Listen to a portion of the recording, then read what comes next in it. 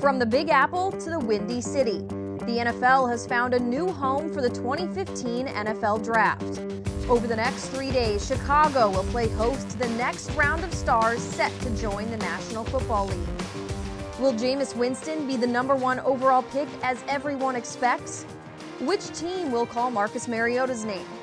Is Leonard Williams the best defensive player in the draft? Might we see multiple running backs go in the first round? Over the next 4+ hours, we break down every pick from the first round next on Draft Grades Live. The 80th annual NFL Draft has a different background in Chicago this year, but the fun is just as much as it is every year. Welcome inside Draft Grades Live here on CBS Sports, presented by Volvo. Jamie Erdahl alongside 3 experts that work tirelessly all year round to make sure they know exactly what they're talking about on a night like tonight. With a wrap of the second round, I'm Luke Elvey here at Augusta National. Well, what a day we saw. Another record-breaking performance by Jordan Spieth. He followed up his 64 with a 66, and at 14 under, he is 5 shots clear of his nearest rival. He also set the lowest mark through 36 holes, which was set by Raymond Floyd back in 1976, so he broke a 39-year-old record there. And now you're ready for the big game with our crab dip, our bourbon bacon wings, and our turkey burger sliders. Now you can wash that down with your favorite beverage. Les Miles, he is on the phone with us. The Tigers going 4-4 this year in the SEC, 8-5 on the year. But Coach, before we talk about your team this last year, I have to ask, how surprised were you that Odell Beckham Jr. made the catch that he did this year that shocked the world? Did it shock you at all? Jamie, not at all. I mean, he was doing those things in our practice facility really on a regular basis, and wait till Jarvis hits one of his. I mean, I'm just telling you, those guys played catch prior to practice one-handed. Here is what's heating up on CBSSports.com. Keeping in mind that February is the shortest month of the year, a little review of what Rob Gronkowski has done since winning Super Bowl 49. Seen dancing in a Minion hat while chugging a beer on the Super Bowl parade in Boston. Also spiked a puck up and over the glass at a Bruins game during the ceremonial puck drop. Continuing with a very strange hockey theme, Gronk played dodgeball at a Florida Everblades game and lost. Then he was interviewed by a local news reporter on a beach in Florida, asking for her Valentine's Day plans. And lastly, over the weekend, he spiked a Vince Lombardi trophy-shaped cake over his brother's head. And he's doing this all by his lonesome, tweeting over the weekend, "Sometimes chicks are crazy. I don't got a girlfriend." The center fielder, number 6, Mike Diaz. Center field.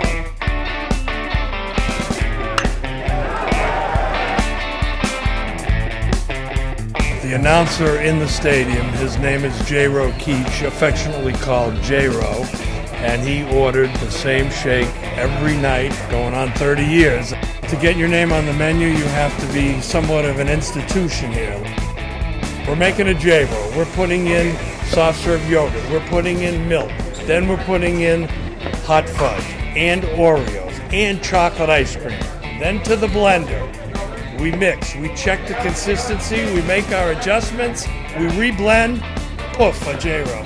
And if you want to kick it up a notch, ask for the J-Ro animal style. We'll slip a banana in there for you. 65 a J-Ro. People are chocoholics, and that's the way to get the most chocolate for your money, is with a J-Ro. If you look at me, you can tell that I enjoy ice cream and shakes. I was very, very fortunate to have the powers in charge to name a shake after me, and it's a very, very nice honor. Nobody can duplicate the J-Ro, and nobody can duplicate the shakes that we serve in this ballpark. Besides from great baseball and great tradition here, the milkshake has become a major selling point here at the ballpark, and people sometimes come just to have ice cream, just to have a shake here. Should always give it a try and find out why everybody's saying, "Oh, it's so good." When you look at the landscape of the Big 12, you don't have the traditional teams kind of that were at the top at the end of this past season, like yourself in Oklahoma and Texas. It's TCU, it's Baylor, it's Kansas State.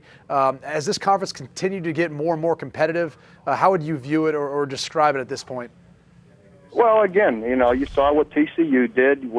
From year to year, no conference stays the same. You have other teams that may be stronger than others every other year. I mean, we're just a year removed. The year before, we beat Alabama in the Sugar Bowl. Earlier today, we did talk about Peyton Manning, and we expect him to throw more today, but what can you tell us about Peyton in the future, maybe after football? Yeah, I mean, look, no one knows what this guy's going to do. He's not confiding in a lot of people, and certainly the Broncos don't know. There are people in that organization, though, who are by no means taking it for granted that he's coming back next year. He's healthy now, but it's obviously been a grueling season. He's taken some hits, and it's going to be entirely his call. I can tell you that whenever he's ready to move on, there's multiple ownership groups that would want to have him in play as soon as possible. I know he's eyeing that John Elway type role in the future as well for his second career, and there are people who would give him an ownership stake and also let him, be very involved in the day-to-day operations of a football team.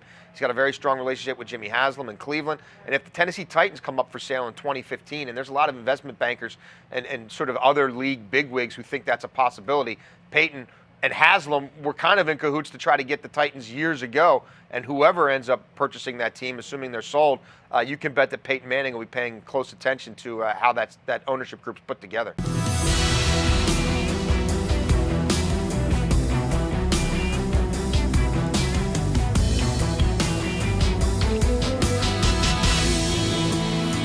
Welcome, everybody, to the all-new Daily Fantasy Live on CBS Sports, presented by FanDuel, the leader in one-day daily fantasy sports. This, ladies and gentlemen, is your new home for daily fantasy sports. What's the worst Christmas gift you've ever received? Worst Christmas gift? A Guess Who game. Guess Who My game? kids love that game. Yeah, but listen. I don't want no board games for a Christmas present. Especially not something that costs $15 that you get from a giveaway box. Hi, this is Dennis Dodd of CBSSports.com on the campus of Notre Dame, where it's Notre Dame Navy Week, the longest intersectional rivalry in college football. Notre Dame leads 74-12-1. Yes, a bit one-sided, but the pageantry that goes along with this rivalry is epic. CBSSports.com Minute Update is being brought to you by Merrill Edge. It is the first Monday in March, and there is nowhere else to click refresh 100 times than CBSSports.com as bubble teams are on the move and the upsets have already begun. To recap the weekend, a loss to BYU may have cost Gonzaga their 1 seed. The factors that contributed to me coming to the Air Force Academy was the future it provided. I knew I had a secure future for my future family. I wouldn't have to worry about getting a job. I already have a job. Even if I got hurt, I still had the education to back me up. When I'm done with football here at Air Force, I plan to be an acquisitions officer, and I'll serve for 5 years, and then we'll see from there if I want to stay in or not. Pete, let's see how you went with your running back sleeper. You just picking somebody out of the bowl, huh? Too many to choose from. I love the bowl. They're everywhere. Looks like Carlos Hyde is picking one out of the bowl. Yeah, He probably is. Probably picking himself out. That's a great pick, Jamie. Are you more intrigued by the Alabama-Florida State or the Oregon-TCU game? Well, I don't know how to answer that because I'm so disappointed in how the committee has laid this out. I just, Leroy, you played at a high level. You know how tough it is to go back-to-back and have everybody give you their best shot like Florida State has. I really believe that Florida State should be number 1 and then go from there. I think Alabama should be number 2. I think Oregon should be number 3. And I actually think that if Ohio State wins, they played an extra game, Ohio State should be number 4.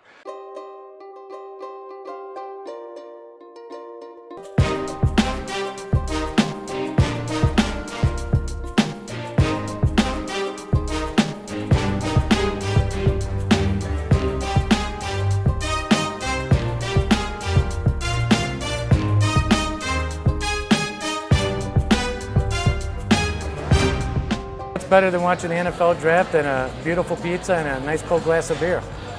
Nothing better. And we're happy that the draft is here in Chicago. We're excited. And come on in. We got a ton of pizzas waiting for you. If they can't get to Chicago for the draft, they could always go online to jaredanos.com, go to Ship a Pizza, and they can have a great Jaredanos pizza right at their doorsteps. Matt Ryan was number 1 last week. Not anymore. Welcome to CBSSports.com's MVP discussion presented by Nationwide, Adam Azer and Pete Prisco.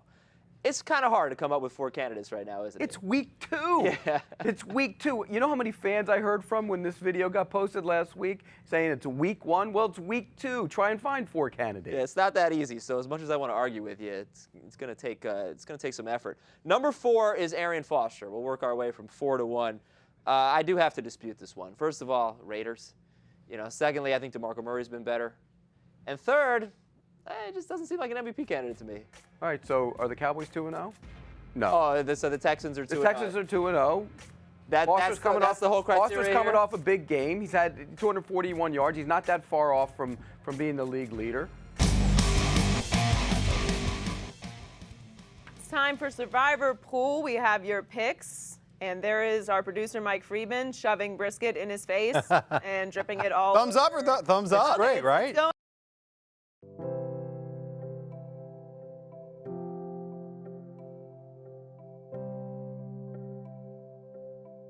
He was very fun, very active, very athletic.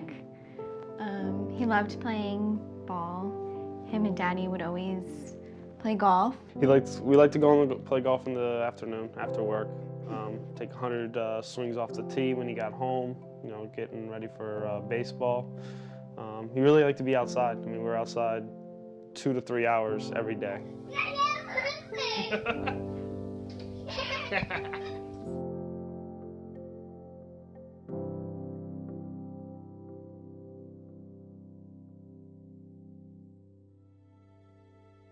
While he was on the phone with the neighbor, I just saw him go like white.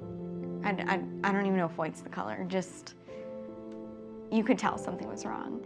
As soon as that happened, 2 nurses, 3 police officers just walked into our room, and I instantly knew something was wrong. They separated us and told us that there was an accident at our house and that James had fallen in the pool. When the officer came in the room, I knew it was obviously James, and then that moment, I just remember dropping to my knees and just, I just begged God, don't take my son. After being rescued from the pool and given CPR by his grandfather and the Coral Springs paramedics, James would eventually land at the Chris Everett Children's Hospital in Fort Lauderdale, Florida, where he would continue to fight. Honestly, at this point, we're still 6 months out and it's still not real. Like, the emotion is still so raw. It's hard because we're obviously celebrating the birth of our new child, and that's one of the most wonderful events that will ever happen in our life. And then a few hours later, we're experiencing the worst event that will ever happen in our life. It's unexplainable. I couldn't even put into words. There is no word to express how we felt. Yeah, empty, just broken. Just felt like everything I had was kind of just, taken from me. But it's hard to explain. The Edwards family bleeds aqua and orange. The family dog's name is Duper, and the cat is Zonka. James's middle name, Taylor, is in honor of former Dolphins great Jason Taylor, who, along with current Dolphins players, took the time out of their busy schedules to lift the spirits of everyone. Story is pretty tough. I don't ever try to put myself in someone else's shoes, especially when I don't think I could realize what they were going through. But try to be somewhat supportive. It's an awkward situation because I don't know them on a personal level. They purely know me because of my professional level, and then you try to make a personal contact. So we chatted a lot with the family, got to know them, they got to know us, and then I felt like it meant a little more as the time went on. It was hard for me. I have 5 kids of my own, young, ages 9 through 1, and I've got one that I could really relate with, same age, being here in South Florida around tons of water, pools, ocean, your head's always on a swivel.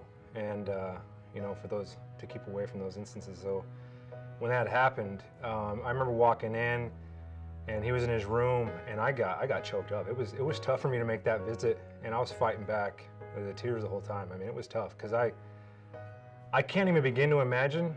I mean, but the little bit that I was able to try and imagine what the parents were going through, what that family was going through, it was tearing at my heart. It was kind of rough. I mean, the fact that I had become a newly father, so seeing, you know, a little kid, a little boy, you know, in the hospital bed, a bunch of wires and stuff all strapped to him and helpless, and just knowing what the parents are going through. I mean, it was pretty surreal and pretty rough to see. I'll be honest that the first time they came to visit, I was a little upset because we're huge fans. James has been to games, we've been to practices, and you expect to take your child to see these athletes. You don't want these athletes to come and see your children. Obviously, if that's the case, it's not a good case. Oh yeah, it was heartbreaking. You know, knowing that they just had a baby themselves. So they had this ultimate joy going on, but at the same time, this huge tragedy that they had to go through and were dealing with. I mean, I've never been in that situation, but I mean, just to try and imagine what they're going through was incomprehensible. It's good to see a smile on their face when I'm sure they're going through such tough times. So we tried to bring some memorabilia. We tried to say hello and chat, and we got a little bit of response from him, even though he was doing kind of rough, James. So it was a cool experience to see him, you know, be aware of his surroundings, even though we couldn't communicate. But it was great to see the parents and talk to them. I think the Tannehills thought they performed some miracle there because while they were there, James had opened his eyes a few times, but Ryan and Lauren came into the room and we were all just praying, and suddenly James just wide-eyed, just looked right at us, and I mean, obviously Skylar and I freaked out. We're like, oh my gosh, his eyes are open, and they're both standing there. They're like, this hasn't happened before, and then they came back the next day. We're like, we're gonna need you guys to come every day until he gets better, because obviously he's responding well to you guys being here. I think I scared Ryan into, you know, she was like, man, you know, this baby looks good on me. And I was like, yeah, well, after a couple Super Bowls, you know, maybe we can, you know, you guys should look into that. Ryan was like, yeah. With James battling for his life in the hospital, Skylar and Jenna, with the help of their family, created the Turtle Power for James Edwards Facebook page, which enabled family and friends, both near and far, to stay up to date on the progress of James. My sister, one day, we were probably 3 days into the hospital, and just in those 3 days, so much had already happened. So she said, I think maybe we should start a page just for our family so that we can tell them what's going on. And our friends too. Our friends were obviously concerned, and it's not really a point in time where you want to talk to people. I mean, we were completely consumed with James. We just figured, you know, if we could just put everything that's going on onto a page, you know, use social media to inform everyone of what's going on, it would allow us to kind of just focus on, you know, what was important at the time, James, and not so much, you know, having all these different calls, you know, with people trying to explain to them what was going on. So this way we could kind of do it on our own time, and we could relay what we thought needed to be relayed, and it's anyone who knows James knows that he has a love for the Ninja Turtles, so it just made sense. Knock it out of the park.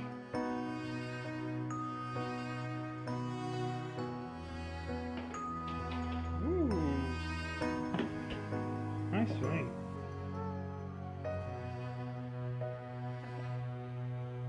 The Facebook page had soon morphed into much more than just a means of updating James's status. The Edwards hometown of Coral Springs, Florida, and the entire South Florida community came together to help raise funds for James's battle, and Turtle Power was born.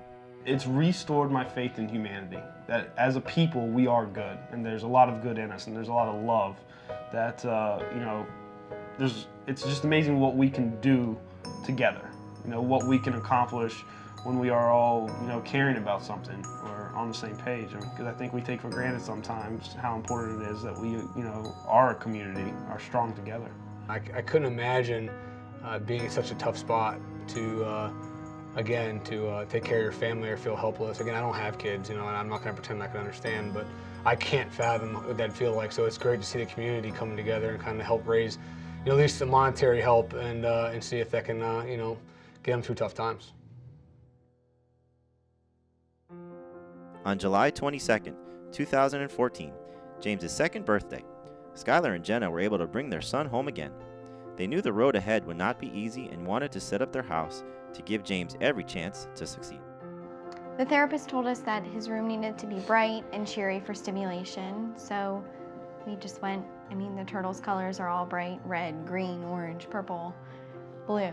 So we decided to paint the room that color, and we had a major outpouring of support from the community and all over the country who sent us all this Ninja Turtle stuff, and there's only so much you could do with it, and we said, we have enough to fill up a room, so we filled up a room with Ninja Turtle stuff.